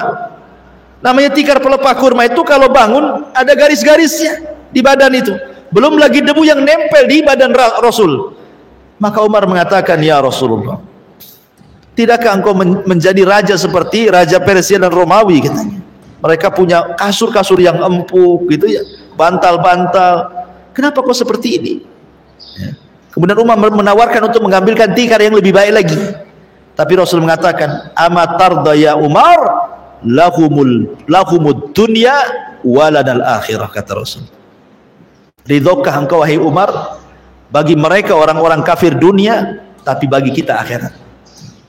Bagi mereka dunia, bagi kita akhirat. Kau pilih mana? Ya. Jangan pula kemudian disalahartikan ketika Nabi SAW kemudian tidur pakai tikar, ditawari tikar tak mau gitu ya. Berarti zuhud itu maknanya orang itu harus susah gitu ya, harus kere, harus miskin, pakaiannya robek-robek gitu ya, makannya nasi yang dijemur di matahari kerak gitu ya. Itu bukan zuhud, itu orang miskin ibu tuh. Jadi zuhud itu bukan tidak mesti harus miskin, karena Imam Zahidin, ada ulama namanya Sufyan Ats-Tsauri. Itu imamnya orang-orang yang zuhud, tapi paling kaya tuh ulama tuh di zamannya. Sufyan Ats-Tsauri itu kaya raya, ulama besar, tetapi digelari imamnya zuhud. Jadi ada orang datang kepada Sufyan Ats-Tsauri, ya Imam, engkau selalu menasihati tentang zuhud, dan kau imamnya zuhud. Kemudian, tapi bagaimana dengan hartamu yang banyak ini? Orang ini bertanya seolah-olah ingin mengaitkan zuhud dengan harta gitu ya. Tapi lihat jawaban Sufyan Ats-Tsauri. Dia mengatakan, kai la yatamandalu alal mulk. Laika kai la atamandalu alal mulk. Kata dia, kenapa saya harus kaya? Dan kenapa saya harus zuhud? Kalau saya miskin, ya, saya bisa mengambil elap kain ya, untuk mengelap kaki-kaki penguasa. Tidak mungkin kalau saya seandainya tidak kaya, apakah saya harus menjilat penguasa, meminta belas kasihan mereka supaya diberikan uang kepada saya? Kalau seandainya itu yang terjadi, aku tidak lepas berbicara, katanya. Tapi dengan aku kaya, kata Sufyan Ats-Tsauri, pemerintah mau ngomong apa, raja-raja mau ngomong apa, saya pun ngomong apa terserah saya. Saya kan tidak diatur mereka, karena saya sudah kaya. Gitu maksudnya. Ketika kaya itu bebas ngomong kan, gitu ya. Orang kaya kan bebas ngomong. Oh, saya nggak dikasih makan kamu saja kok, ngapain saya ikut kamu, gitu bahasanya kan. Kata Sufyan Ats-Tsauri, kenapa saya kaya? Supaya saya tidak disetir para penguasa tuh. Padahal dia kaya, ya. Seperti itu ya. Makanya Sufyan Ats-Tsauri itu ulama yang kaya, dia pun ulama besar. Kemudian sekarang ustadz-ustadz disamakan dengan Sufyan Ats-Tsauri, minta ilmu ke ustadz, pinjam duit ke ustadz, gitu. Sampai datang pinjam modal ke ustadz. Ya kalau kayak Sufyan Ats-Tsauri tidak apa-apa, gitu ya. Ma'asyiral muslimat yang dimuliakan Allah, bal tu'thirunal hayatad dunya wal akhiratu khairu wa abqa. Artinya bahkan kalian lebih mendahulukan kehidupan dunia dan akhirat lebih baik dan lebih kekal. Inna hadza, yang terakhir, inna hadza la fi suhufil ula suhufi Ibrahim wa Musa. Sesungguhnya Al-Qur'an ini terdapat suhuf-suhuf yang pertama dan juga suhuf Ibrahim dan juga suhuf Musa. Sebagian ulama mengatakan, jadi ketika Allah Subhanahu wa taala menurunkan kitab dari langit, maka jumlahnya 104 kitab. Yang 4 ma'ruf lah namanya kan, Taurat, Zabur, Injil, Quran. Itu 4 jelas. Yang 100 ini disebut suhuf, lembaran-lembaran. Yang 100 ini dibagi kepada beberapa para nabi. Pertama kepada Nabi Syith. Nabi Syith adalah nabi kedua setelah Adam. Itu 50 lembar suhuf. Kemudian diberikan kepada Idris 30 lembar suhuf. Kemudian diberikan kepada Ibrahim 10 lembar suhuf. Kemudian diberikan kepada Musa 10 lembar suhuf selain Taurat. Berarti jumlahnya sudah 100 kan? Sis 50 ya. Kemudian 30 diberikan kepada Idris, 10 diberikan kepada Ibrahim, 10 diberikan kepada Musa selain Taurat. Berarti sudah 100 tuh. Ditambah dengan Taurat, Zabur, Injil, Quran, berarti 104 ya. Dari 100 suhuf ini Allah Subhanahu wa ta'ala kemudian ringkas menjadi satu kitab namanya Taurat. Kemudian dari Taurat dan suhuf ini Allah ringkaskan lagi di satu kitab namanya Injil. Kemudian Allah ringkaskan semua kitab-kitab langit, dari suhufnya, dari Injilnya, dari Zaburnya, dari Tauratnya, di sebuah kitab namanya Al-Quran. Jadi Al-Quran itu terkandung semua kitab-kitab. Makanya Allah mengatakan, inna hadza, sungguhnya Quran ini la fi suhufil ula, terdapat suhuf-suhuf yang awal-awal, termasuk suhufnya Ibrahim dan juga suhufnya Musa, termasuk Tauratnya, Injilnya, Zabur, sudah terangkum dalam Al-Quran. Jadi ketika kita megang Quran saja sudah mencukupi dari semua kitab-kitab langit, gitu maksudnya. Jadi kenapa kita tidak bangga bahwa Quran ini mencakup semua agama-agama di luar ya, jadi kita tidak berhajat kepada Taurat, kita tidak berhajat kepada Zabur atau Injil. Makanya ketika Umar membawa lembaran Taurat, Umar itu kan bisa baca ya, dia tidak ummi, cerdas Umar itu. Kalau Rasul kan tidak bisa baca, tidak bisa nulis, tapi Umar itu bisa nulis, bisa baca dia. Jadi dia dapat lembaran-lembaran Taurat, hendak dibaca. Kemudian setelah itu diperlihatkan di hadapan Nabi lembaran Taurat itu. Kemudian kata Rasul, itu apa wahai Umar? Kata Umar, ini lembaran Taurat. Maka Rasul mengatakan, lemparkan lembaran Taurat itu, buang. Amutahawikun anta ya Ibnal Khattab, apakah kau sudah bingung wahai Ibnal Khattab, maksudnya Umar.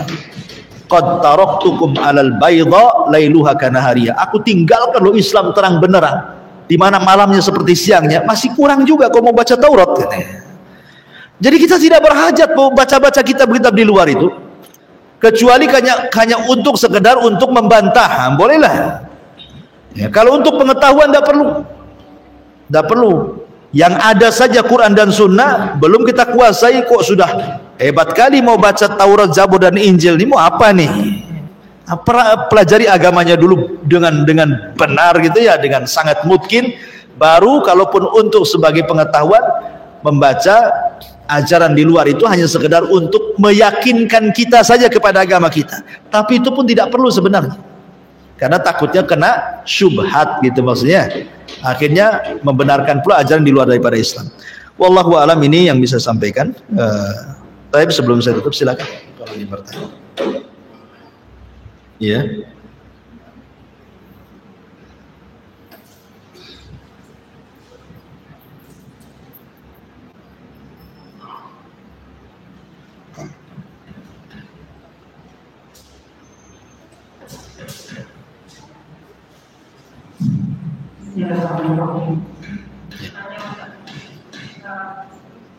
Ini kita alhamdulillah sudah mengenal agama kita ini dari kecil, tapi kita tidak pengetahuan kita tidak terkait-kaitkan dengan agama kita.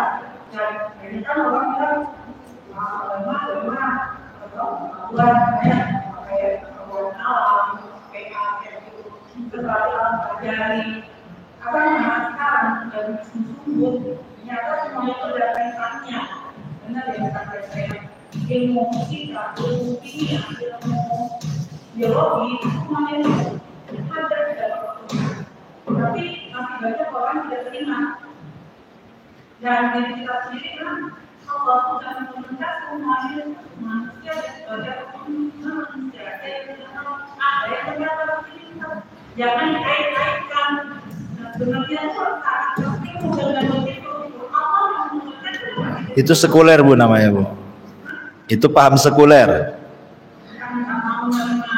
Iya, paham sekuler itu mau memisahkan urusan dunia dengan agama. Itu kan maksudnya gitu kan, dia mau memisahkan perkara dunia. Kalau bisa ya agama-agama di masjid lah, kalau agama itu ya agama itu di majelis taklim, di masjid ya. Jadi memang begitu, itu sekuler namanya. Pemahaman sekuler seperti itu.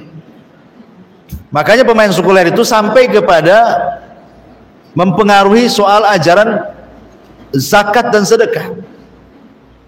Orang sekuler itu kan sampai mempengaruhi masalah-masalah seperti itu, sehingga orang enggan zakat, enggan sedekah itu karena berpikirnya kalau saya punya dompet isinya 1 juta, kemudian saya ambil 500.000, saya masukkan ke kotak infak, kalau menurut orang-orang sekuler berarti hilang di dompet 500. Itu paradigma sekuler tuh kan. Tapi kalau kita buang paradigma sekuler itu, kita ambil paradigma Al-Quran, sebenarnya ketika kita ambil 500 dari dompet kita kemudian dimasukkan ke kotak infak, berarti sama dengan memasukkan kembali ke dompet kita ini sebanyak 700 kali lipat, kan begitu ya? Ustadz nggak nampak 700 kali lipat, tetap aja dompet saya kosong katanya ya. Lah makanya dalam Islam itu perlu adanya iman. Oh nanti Allah akan ganti dengan cara apa? Allah Maha tahu caranya. Tidak mesti dengan uang yang sama, gitu ya. Bisa saja Allah ganti dengan cara yang harusnya ibu setruk jadi tak setruk. Kalau setruk umpamanya datang ke rumah sakit habislah duit banyak. Nah, boleh jadi mungkin diselamatkan dari kesehatannya, atau diselamatkan di jalan. Kalau ibu nggak sedekah mungkin ketabrak orang. Ya kalau ketabrak masuk rumah sakit, berapa duitnya tuh perawatannya? Akhirnya nggak jadi ketabrak, selamat. Nah, bisa juga mungkin dalam bentuk yang lain uangnya. Ya, tapi kan harus kita yakin ya kan. Makanya orang-orang sekuler itu berusaha supaya kita tidak yakin, seolah-olah mereka itu maunya disesuaikan fakta saja. Faktanya kalau kamu ambil uang 1 juta diinfakkan, kan hilang di dompet 1 juta. Nah, kan gitu, mereka maunya difakta-faktakan kan. Tapi Islam tidak seperti itu. Karena begini, tidak semua yang bisa kita lihat kemudian tidak ada bentuk barangnya. Kenapa orang yang beriman itu selalu diajarkan kalimat sami'na wa ata'na, supaya jangan sampai kemudian ketika di akhirat mata kita melihat jahanam, kita mengatakan absorna wa sami'na, kita melihat dan mendengar ya. Kan ada ayat yang mengatakan Rabbana absorna wa sami'na farji'na na'mal salihan inna muqinun. Ini ucapan siapa ini? Ini ucapan orang-orang kafir di akhirat. Rabbana ya Rabb kami, absorna kami sudah melihat jahanam. Ya. Wasamina kami sudah mendengar teriakan-teriakannya tuh. Farji'na kembalikanlah kami ke bumi. Ya, na'mal solehan supaya kami bisa beramal soleh. Inna mungkin kami sudah yakin. Lah ketika di dunia Anda kenapa nggak yakin? Ya, makanya ujian kalimat sami'na wa ata'na itu kami dengar dan kami taat. Kenapa kami dengar? Tidak kami melihat, karena kita tidak melihat akhirat masalahnya. Makanya cukup kita mendengar dari Al-Quran yang dibacakan kepada kita, yang diajarkan kepada kita. Habis itu ata'na kita amalkan kan? Padahal akhirat itu kan sesuatu yang gaib bagi kita. Makanya perlu iman. Untuk menghilangkan pemahaman sekuler ya harus begitu. Kalau nggak begitu ya kemakanlah dia. Akhirnya ujung-ujungnya apa? Adab kubur tak ada. Kenapa? Saya sudah coba kok taruh CCTV itu, tak ada mungkar nakir datang di situ. Ya, katanya kuburan nyempit, tetap aja segitu kuburannya kan itu. Dia mau menyamakan perkara gaib dengan perkara nyata. Nah, itulah sekuler seperti itu. Termasuk juga dunia-dunia teknologi, fisika yang lainnya. Sebenarnya itu bagian daripada sains yang sudah secara tersirat ada dalam Al-Quran secara tersurat. Ya, kemudian dibuktikan lewat sains kan. Ya, seperti itu sebenarnya. Tetapi ada teori yang memang sesuai dengan Quran, ada teori yang tidak sesuai dengan Quran. Yang sesuai ya memang yakin memang seperti itu, dan kebanyakan sesuai dibandingkan yang tidak sesuainya. Kebanyakan sesuai. Contoh umpamanya Nabi SAW mengatakan bahwa manusia itu punya 360 persendian. Itu hadis Nabi. Di zaman itu belum ada dokter yang mau ngitung sendi-sendi orang itu setiap belahan-belahan kan. Nah sekarang betul-betul dihitung tuh sama dokter, ternyata sama memang 360 persendian kan. Dan Nabi itu kapan ngitungnya? Dan zaman dulu belum ada alat-alat kan. Tapi umat Islam itu tidak mesti keimanan harus terbukti dengan sains. Itu yang harus jadi catatan. Mau barat neliti nggak neliti saya beriman. Ketika orang Jepang meneliti ini air, kemudian dibacakan Quran, kemudian memadatkan molekul dan bisa menjadikan detoks penyakit. Jepang, walaupun kau tak meneliti, kita yakin itu obat, selesai. Nah gitu maksudnya. Ya. Wallahu a'lam.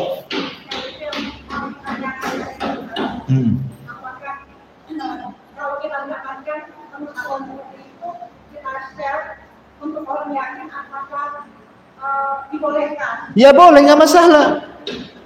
Untuk menunjukkan kebenaran Quran, ya kan? Nggak apa-apa, kebenaran hadis. Nabi itu kalau ngomong nggak masalah, hanya untuk sekedar memperkuat saja. Sebenarnya tanpa ada pembuktian pun, orang yang beriman itu harus yakin. Apalagi ada pembuktian. Dan kebanyakan kan pembuktian itu kan dilakukan oleh orang-orang non-Muslim. Ya, contoh kenapa orang Islam itu sampai ada seorang orientalis dari barat tuh sudah hafal Quran, orientalis. Ya. Dia memperhatikan orang Islam itu kenapa dia wudu, ya, kenapa setiap sholat dia wudu, diperhatiin. Akhirnya dia tanya sama kesehatan. Ya. Baru sampai kepada memasukkan air ke hidung dan dihirup gitu ya, sudah masuk Islam dia.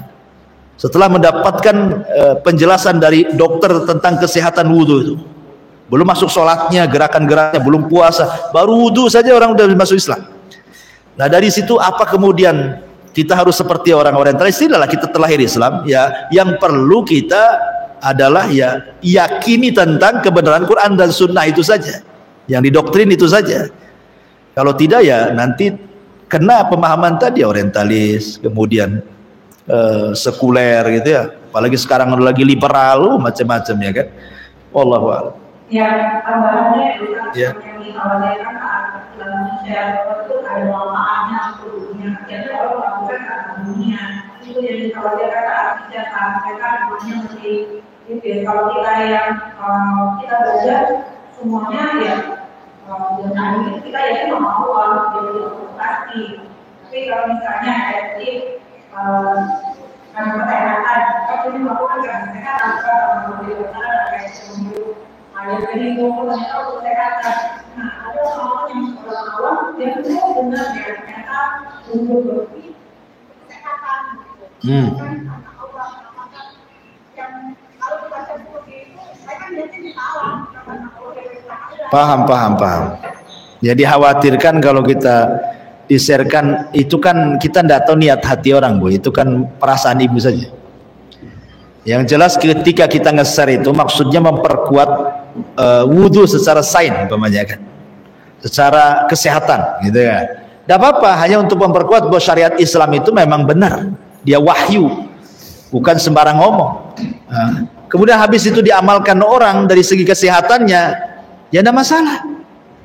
Ya. Contoh umpamanya tidur kailulah. Ibu tidur kailulah kan? Kailulah itu apa? Tidur sebelum duhur. Nah, ibu kalau sebelum duhur kira-kira 5 menit, 10 menit ibu rebahan. Itu namanya kailulah namanya. Tidak harus ibu ngorok, tidak.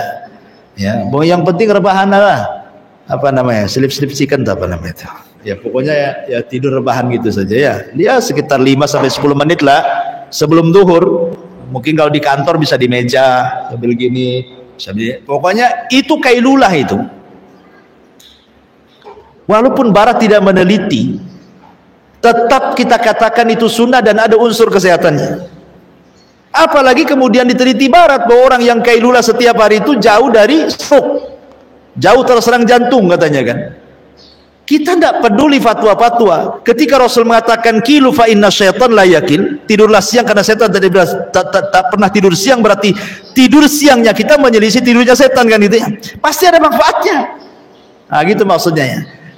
Ditambah-tambah kemudian ibu kasih keterangan, buktinya orang barat meneliti dan benar, berarti kan membenarkan apa yang disabdakan Nabi. Kemudian ada orang yang mengamalkan seperti itu biar gak kena serangan jantung, bukan karena perintah Nabi tetapi banyak karena kesehatan, ya ada masalah kan, gitu ya. Umpamanya apalagi orang kafir gitu, gak ada kaitan dengan Islam. Wallahu a'lam. Iya.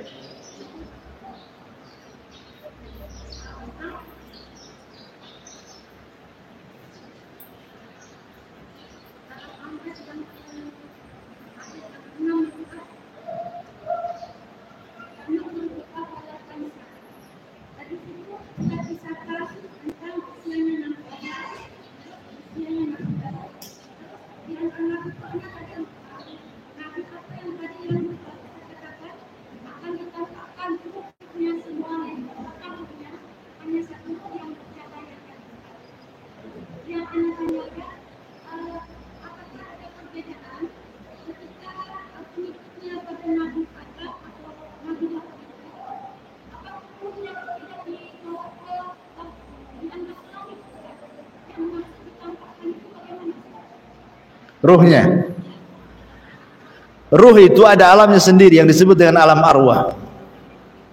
Ruh yang dipisahkan cuma satu, ruhnya Isa bin Maryam. Ya, jadi semua ruh itu ketika diusap sininya, maka keluar semua ruhnya. Apanya?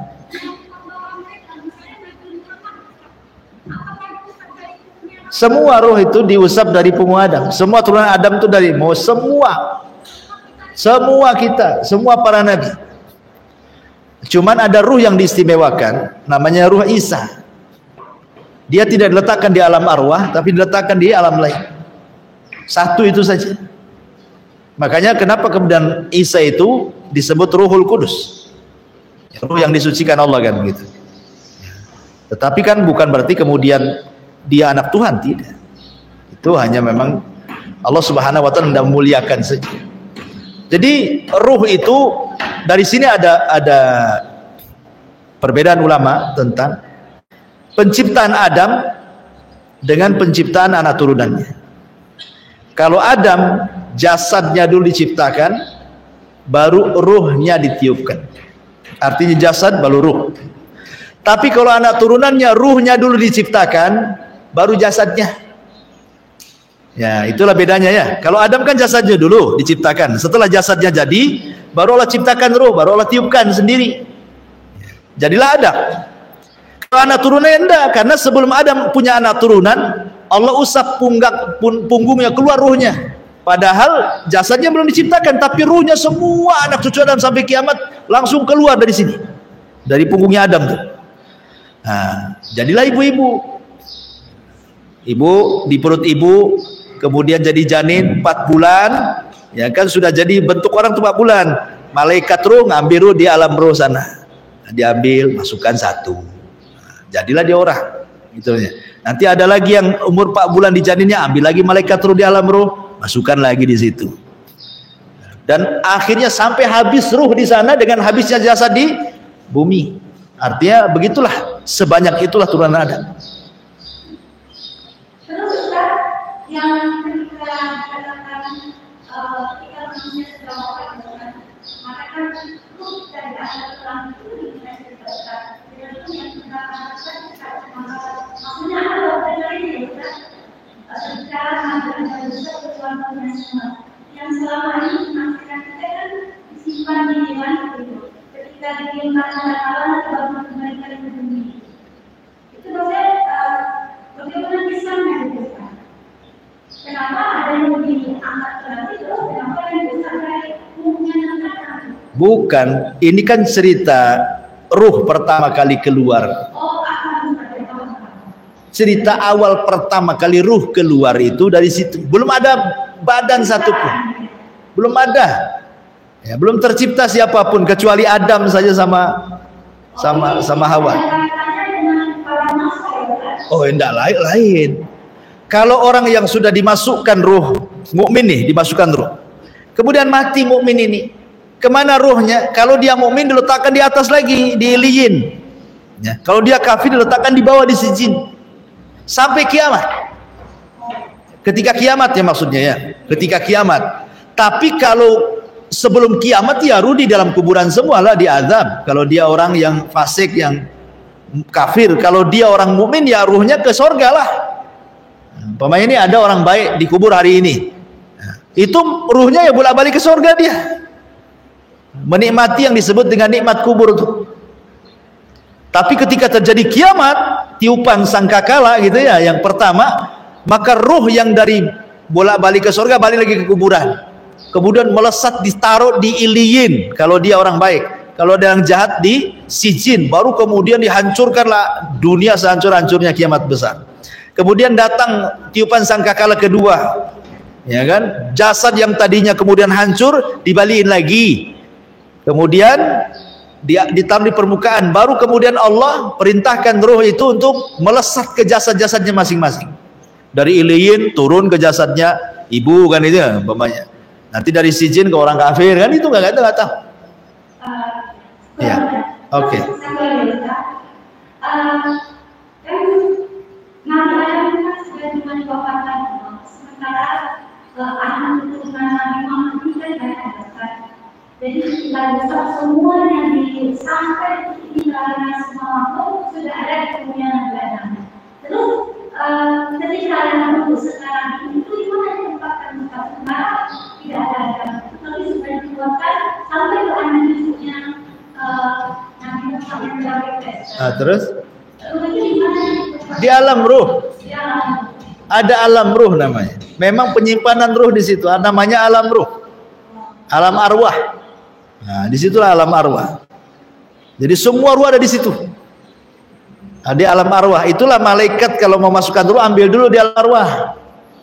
Nah, sini kamu. Waktunya lahir kamu tuh. Masukkan ke situ. Iya, banyak.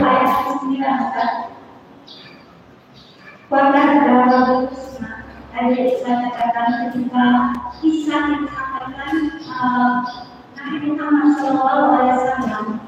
Nabi Muhammad itu orang yang paling memaafkan, yang bisa memaafkan semua orang. Ketika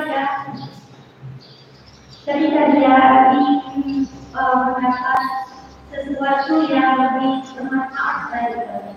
Terus ketika kita sebagai umatnya kita mempunyai sifat yang seperti ini memaafkan seseorang itu, tetapi terkadang lama kemudian ada timbul lagi rasa sakit yang tidak inginkan atas sifat seseorang. Kita tidak bisa move on karena kita sudah ingin memaafkan itu. Nggak move on lagi. Iya, itu gimana kalau itu memang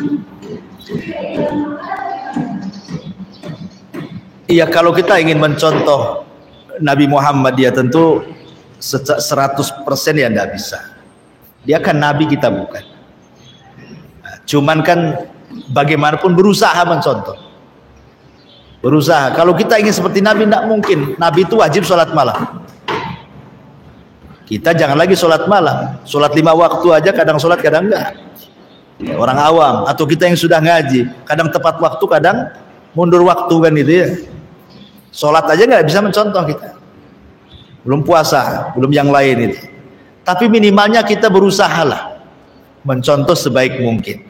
Makanya kenapa kemudian Nabi pun bukan berarti kemudian tidak pemarah, pemaaf, tidak selamanya. Lihat kesalahannya. Contoh ketika Usama bin Zaid membunuh orang yang mengucapkan la ilaha illallah dalam peperangan, Rasul marah dan mengatakan, ya Usama, apa yang akan dilakukan la ilaha illallah di hadapan Allah kalau dia nanya kau bunuh orang yang mengucapkannya. Sampai terus ngomong begitu Rasul, sampai Usama mengatakan, laitani aslamtu yaumaidin, duhai kiranya aku baru masuk Islam. Sebab kalau orang baru masuk Islam tidak dimarahi kayak gini. Ya kan, artinya ya terkadang Rasul lihat kasusnya kan. Atau ketika sahabat yang lewat di pohon bidara ketika perang Hunain, tiba-tiba mengatakan Rasul, buatlah pohon bidara kayak gitu katanya. Karena dulu pohon itu di zaman musyrik kami suka ngambil berkah di situ katanya. Rasul marah lah, ngamuk. Kata Rasul, kalian ini kayak orang Bani Israel aja. Baru diselamatkan mau kafir lagi gitu. Nah, jadi lihat kasusnya. Taib, kembali kepada sikap tadi, apakah kita ketika kita berusaha untuk memaafkan tetapi setelah kemudian berpikir tak jadi, masih sakit gitu, itu manusiawi sebenarnya. Tapi niat yang baik itu kan pasti dicatat. Contoh nih, Ibnu Umar radhiyallahu anhu pernah suatu ketika kehilangan unta dan penggembalanya, dua-duanya. Penggembalanya hilang, untanya pula hilang. Kemudian beberapa hari datang ini penggembala budaknya Ibnu Umar yang gembala untanya itu. Kemudian mengatakan, wahai Tuan, unta-unta dicuri. Kata Ibnu Umar, lah kenapa kamu baru datang sekarang? Karena bukan hanya unta saja dicuri, aku pun dicuri katanya. Kemudian kata Ibnu Umar, loh kalau dicuri, kenapa kau di sini? Aku kabur. Kenapa kau tidak kabur ke tempat lain saja? Kau kan budak. Kalau kabur ke tempat lain kau merdeka. Oh enggak, karena aku suka dengan engkau, wahai Ibnu Umar. Kata benar, betul kau suka denganku? Iya. Kalau begitu aku merdekakan kamu. Beberapa hari berikutnya, budaknya bercerita, wahai Ibnu Umar, unta-unta yang dicuri kemarin ada di pasar sekarang. Ayo kita ambil. Kata Ibnu Umar, ayo kita ambil. Ya, kita harus kasuskan ini katanya. Kita harus ambil. Oh, semangat Ibnu Umar itu, karena unta-untanya udah ada di pasar tuh. Ketika sudah sampai pasar, nengok unta-untanya tak jadi. Kata Ibnu Umar kepada budaknya, pulang. Kata budaknya Ibnu Umar, itu kan untamu. Kenapa kau tidak ambil? Kata Ibnu Umar, enggak lah. Saya enggak mau ngambil di dunia, saya mau ambil di akhirat saja. Pulang dia. Itulah kalimatnya. Saya enggak mau ngambil di dunia, padahal sudah jelas untanya di depan mata tuh. Ibaratnya ibu nyuri, ada motor ibu kecuri, baru beli lagi mau motor Beat atau motor apa gitu Mio, curi. Tiba-tiba kemudian nampak pula motor itu di rumah tetangga. Oh, yang nyuri tetangganya rupanya. Pas mau ke tetangga mau nanya, nggak apa-apa, biarin aja lah, pulanglah, nanti saya ambil di akhirat saja. Kira-kira bisa nggak buka gitu? Ya nggak bisa lah Ustaz. Saya bukan Ibnu Umar kan gitu kan. Ya, tapi Ibnu Umar kayak gitu tuh. Ya, nggak apa-apa, ambil aja. Saya nggak mau ngambil di dunia, saya ambil di akhirat katanya kan gitu ya. Artinya di sini bagaimana Abdullah bin Umar radhiyallahu anhu, satu sisi dia memaafkan, kan bisa aja mengkasuskan orang pencurinya kan. Ya. Sisi lain dia tetap mengikhlaskan hartanya. Karena bagi Ibnu Umar sendiri dia mengatakan bahwa kehidupan ini bukan hanya di dunia. Ada balasan yang jauh lebih adil. Kalau saya ambil di dunia selesai impas. Ya, tapi kalau saya ambil di akhirat jauh lebih manfaat bagi saya. Nah, seperti itulah artinya. Ya kalau kita punya jiwa pemaaf ya sekalian kita maafkan. Tapi kan ada orang-orang yang tidak punya jiwa seperti itu. Ya, hanya berusaha untuk memaafkan. Ya sudah bagus itu. Daripada kemudian menaruh dendam 7 turunan. Ya, itu kan. Tapi sudah ada keinginan memaafkan ya alhamdulillah. Tapi kalau belum move on ya biasalah kan manusia. Ya terus saja latih.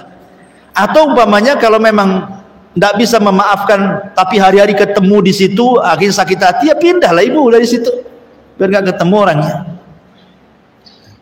Wallahu a'lam. Iya. Mana lebih baik jika seseorang bersalah atau dia mencuri seperti itu tadi, kita misalnya berusaha ya, terus kan di akhirat itu ketika seseorang mencuri atau berkata yang tidak benar akan kembali ke dia dan dia yang diselesaikan. Mana lebih baik ketika kita mengadakan dia atau menegur dia dengan perkataannya, tapi dia bisa berubah, terus dengan cara dia bilang aku nanti di akhirat, tapi di akhirat nanti dia bisa sesat. Mana lebih baik? Ya maksudnya ibu mau dakwai orang? Tidak, kita bermasalah. Kita biarkan aja, jangan menyakitkan kita, biarkan nanti urusannya tidak benar. Orang itu anggaplah menyakiti, Iya. mengambil barang sesuatu gitu ya. Nah, pertanyaan apa boleh? Ya sudah urusannya di akhirat gitu katanya. Ya boleh, itu Ibnu Umar tadi. Kita langsung masih berarti urusan dia selesai. Dengan kita membiarkan dia lebih baik. Urusan kita di akhirat. Ya buktinya Ibnu Umar kan dia lebih paham mana yang lebih baik kan. Sebenarnya kan dia bisa saja negor kan.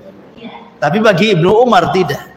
Sudahlah, tanpa sepengetahuan orang itu, dia mungkin dibiarkan. Mungkin dia sadar nantinya kan. Tapi urusan dia dengan aku di akhirat belum selesai. Dia kan maafkan kan. Ya sudahlah, nggak apa-apa, silahkan ambil unta saya. Berarti kalau sudah memaafkan, tidak akan menentukan dengan perkataan tunggu urusan kita di akhirat. Ya tetaplah di akhirat itu ada tuntutan, di dunia. Memaafkan itu kan hanya sebatar di dunia. Kalau hisab kan di akhirat tetap berlaku. Iya. Kenapa tetap berlaku? Karena untuk menegakkan keadilan di situ. Karena memaafkan itu terkadang hanya di lisan. Ya kan? Ada orang datang nih, tolong maafkan saya. Karena segan ya sudah saya maafkan. Padahal gondok tuh hatinya. Enak aja sudah dolimi saya, datang-datang minta maaf. Karena segan akhir terpaksalah ya saya maafkan. Padahal hatinya itu tak memaafkan, lisannya aja kan. Di dunia itu tidak ada yang maksudnya mendapatkan keadilan 100% itu tidak bisa. Nah, makanya kenapa terulang nanti di akhirat untuk keadilan 100%, sehingga ketika orang masuk surga itu betul-betul tidak ada kedengkian. Ya, sehingga hati surga, penduduk surga itu memang betul-betul satu hati. Ibu, saya kira cukup ya, sudah jam 11 ini. Ya subhanaka bihamdika asyhadu an la ilaha illa anta astaghfiruka wa atubu ilaik. Allahu ta'ala. Assalamualaikum warahmatullahi wabarakatuh.